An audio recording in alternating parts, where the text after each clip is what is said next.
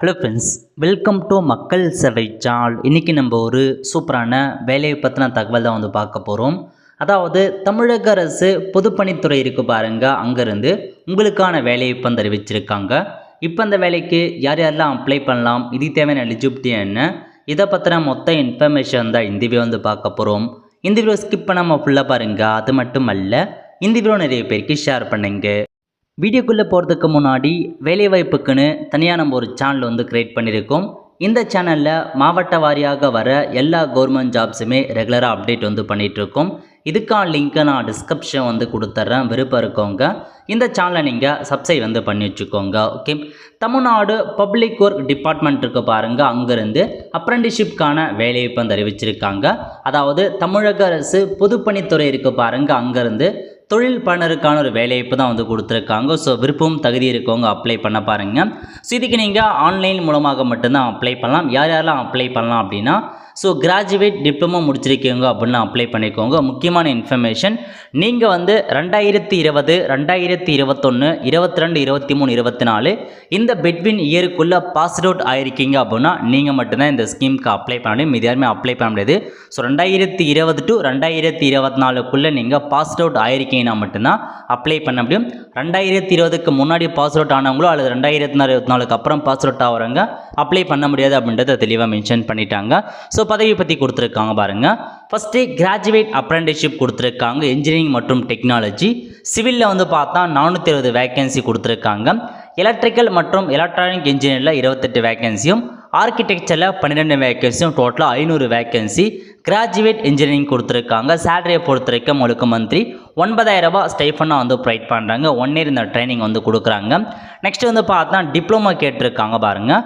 டிப்ளமோவில் civil engineering 150 வேக்கன்சியும், electrical மற்றும் electronic இன்ஜினியரில் 5 வேக்கன்சியும், ஆர்கிடெக்சரில் 5 வேக்கன்சியும், டோட்டலாக 120 vacancy கொடுத்துருக்காங்க. சேலரியை பொறுத்த வரைக்கும் 8,000 ரூபாய் மந்த்லி ஸ்டைஃபண்டாக ப்ரொவைட் பண்ணுறாங்க. 1 இயர் ட்ரைனிங் இருக்க போது.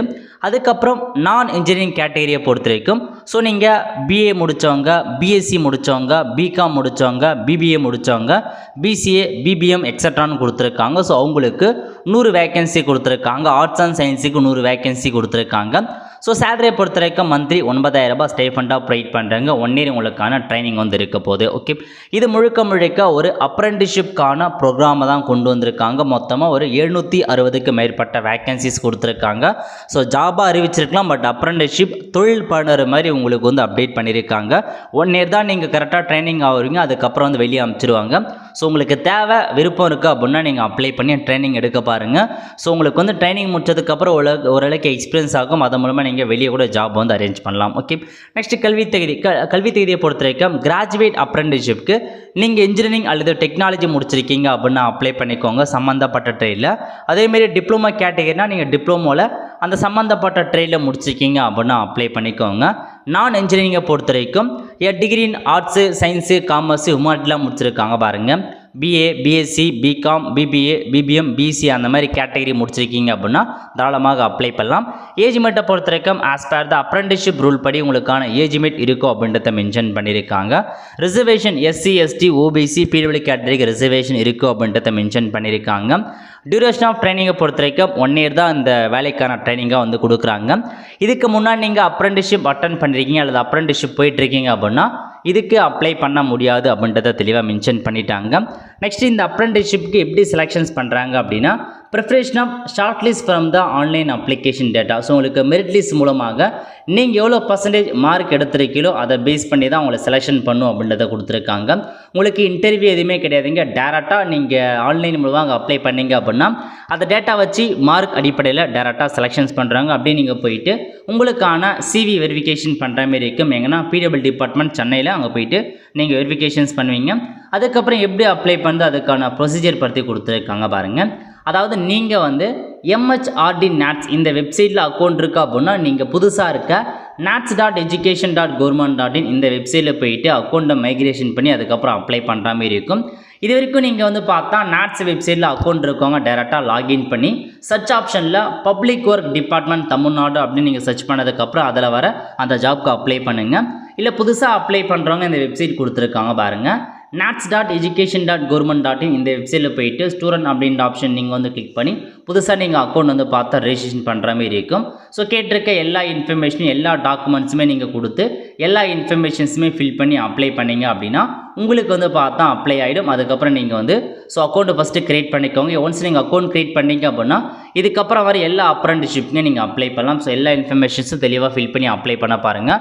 ஒன்ஸ் அப்ளை பண்ணதுக்கப்புறம் லாகின் அப்படின்ற ஆப்ஷன் நீங்கள் வந்து கிளிக் பண்ணி லாகின் பண்ணி அந்த கோட் நம்பர் கொடுத்துருக்காங்க பாருங்கள். ஸோ பப்ளிக் ஒரு டிபார்ட்மெண்ட் அப்படின்னு சர்ச் பண்ணலாம், அல்லது கோட் நம்பர் கொடுத்துருக்காங்க. அந்த கோட் நம்பரை வச்சு சர்ச் பண்ணிங்க அப்படின்னா தாராளமாக நீங்கள் அப்ளை வந்து பண்ணிக்கலாம். ஓகே, சரி, நீங்கள் அப்ரெண்டிஸ்ஷிப் போர்ட்டில் போய்ட்டு தான் நீங்கள் ரெஜிஸ்ட்ரேஷன் பண்ணுற மாதிரி இருக்கும். அக்கௌண்ட் க்ரியேட் பண்ணிட்டு அப்ளை பண்ணுங்கள். அக்கௌண்ட் இருக்கவங்க நீங்கள் லாகின் பண்ணி டேரெக்டாக அப்ளை பண்ணலாம். ஓகே, அதுக்கப்புறம் என்ன சொல்லியிருக்காங்க அப்படின்னா சர்டிஃபிகேட் வெரிஃபிகேஷன், அதாவது நீங்கள் வந்து ஒன்ஸ் செலக்ட் ஆனதுக்கப்புறம் வெரிஃபிகேஷன் பண்ணுற மாதிரி இருக்கும்.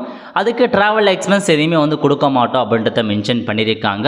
ஸோ எந்த ஒரு இன்ஃபர்மேஷன் தான் இருந்தாலும் உங்களுக்கு தொர்க்க பாருங்கள் வெப்சைட்டு boatsrb.com. இந்த வெப்சைட் மூலமாக தான் அப்டேட் பண்ணும் அப்படின்றத சொல்லியிருக்காங்க. நெக்ஸ்ட் இம்பார்ட்டன்ட் டேட் கொடுத்துருக்காங்க பாருங்கள். எப்போ நீங்கள் ஆன்லைன் மூலமாக அப்ளை பண்ண ஸ்டார்ட் பண்ணலாம் அப்படின்னா 25/11/2024 கடைசி தேதியை பொறுத்த வரைக்கும் 31/12/2024 வரைக்கும் இந்த வெப்சைட் மூலமாக அப்ளை பண்ண பாருங்கள். ஒரு கிட்டத்தட்ட வந்து பார்த்தா ஒரு 45 டேஸ் கிட்ட டைம் கொடுத்துருக்காங்க. ஒரு நல்ல ஆப்பர்ச்சுனிட்டி, ஸோ மிஸ் பண்ணாமல் அப்ளை வந்து பண்ண பாருங்கள்.